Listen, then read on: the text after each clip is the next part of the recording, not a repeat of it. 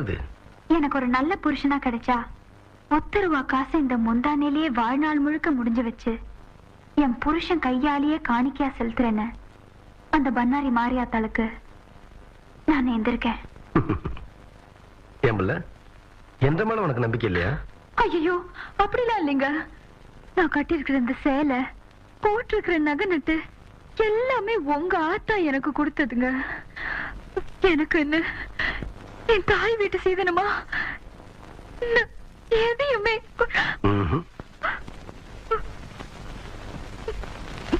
நீயே எனக்கு பெரிய சீதனம்.